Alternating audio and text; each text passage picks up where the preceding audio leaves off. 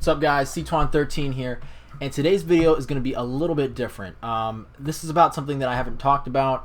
It's more of a personal thing, but you'll see later on in the video this is for general people out there who share my issues. And my issue, of course, being that I have sleep apnea.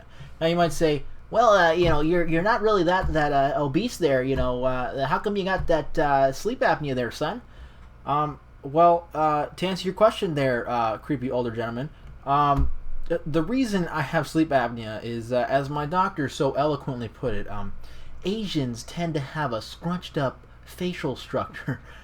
You know, it's all smushed together, so, you know, there's airway problems. So basically, I lost the genetic lottery when it comes to not having breathing issues when I sleep. So as a result, I require a CPAP. And I'm going to just be going over some brief little maintenance, cleaning type things that a lot of people with CPAPs probably don't even know how to do. And I, you know, don't blame you guys. I was never taught or told these things when I got my CPAP.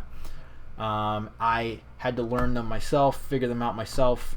And this is not going to be how to program your CPAP and change the pressure, because you can look up hundreds of videos on YouTube about, you know, dudes that show you how to do that. So, you know, if you guys really want it in another video, if this gets more than like 2 views, then yeah, I'll do that. But we're going to be looking at my CPAP machine, and what I have today, or what I've had since I started using a CPAP really, is a Phillips Respironics REMstar Pro C-Flex Plus. Now, this machine is, I think, slightly the older model. There's like a new one out now that, you know, says like something about IQ here. I mean, it's basically the top of the line one out there right now because of the features. So before I go over what I want to show you, which is how to do a thorough cleaning of all the components and seals within the humidifier chamber, we'll just go over the quick basics of this. Alright, so in the back here, if you're having issues with your humidifier chamber, being that you turn up the humidity all the way and it's not, you still don't feel like it's working very well, it could be actually that the sensor hole right here, which is your humidity sensors behind there, is covered with dust. So what you can do is use an air duster and just blow that out. Alright, now the option also you can do is go into the settings and you can just turn off the smart humidity, which I forgot exactly what it's called, but basically that is a setting where the system uses the humidity sensor to detect whether or not your level of humidity is appropriate. But if you just wanted to do what you asked it to do and nothing else, then you turn that off, and what you set it to is what you get.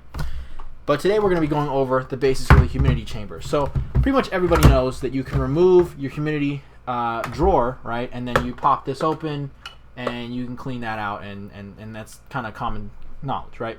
Well, besides that, you might say, well, what else is there to clean? Oh, my friend, there is a lot of stuff that people miss.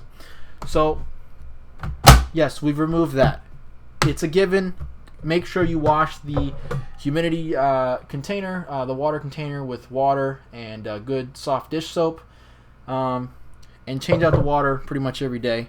And obviously, before you move the thing, empty it so you know you don't damage the whole thing. But you might say, well, what else do you do? Well, here's how you go to do the deep cleaning to make sure you don't get no respiratory fungus. All right.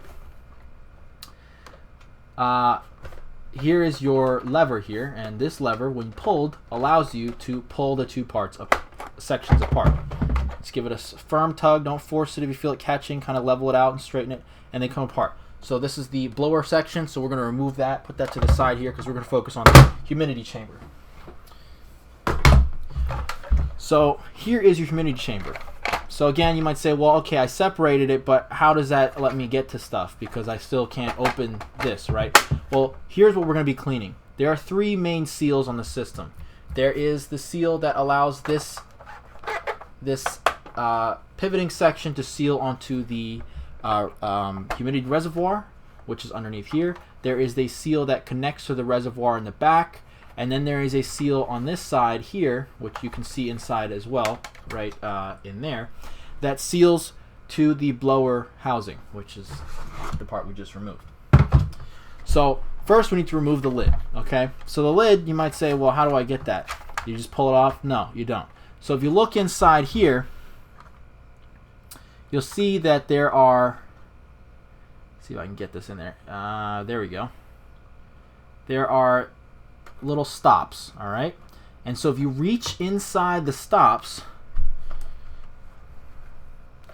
I'm trying to see if I can show you guys this on camera.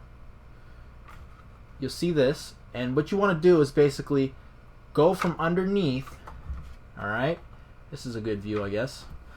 So you see the stops right here and there, and you're going to want to push these in.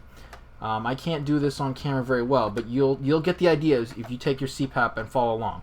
So push them in, and then at the same time use your thumbs to pry the lid up, and you'll see now that the lid comes free. Okay, the stops are removed. Sort of like removing a cheap cheap what's it called, glove compartment. You know, the stops are the same way. You just push in the sides and they come off, and now it just literally removes just like that. All right, no hinge or anything. The hinge is basically a pivot point inside there.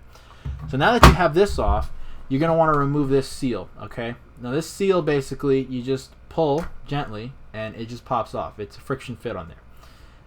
You can also remove this pivot here to clean this, but this is has some plastic here. You know, this is like it's surrounded by clips here, and those can be brittle and could break. So you can just wash this whole thing, but I do it by hand and I dry it immediately because there are some springs in here. But there's nothing electronic in here, nothing that can get damaged by temporary water. So I would just wash this whole thing.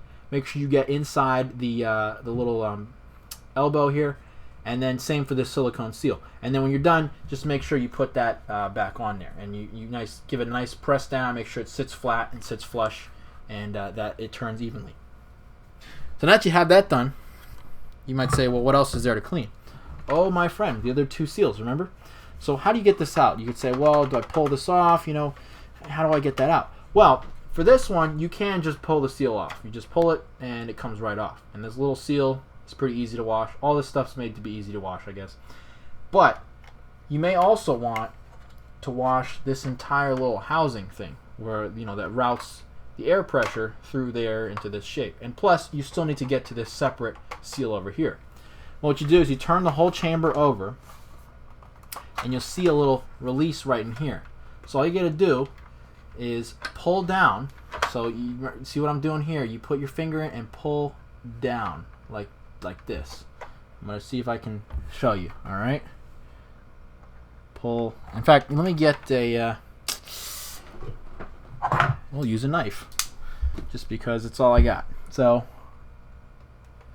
find this. I'm gonna put my finger there so it doesn't drop out. But all right, as you can see, and just pull down. And now that I've done that, you will be able to just let it fall out. Well, it should fall out, but it's getting caught. And there it is. So now she's out. So now this is out, you can remove this seal pretty easily. You just grab it and pull. And now it's off.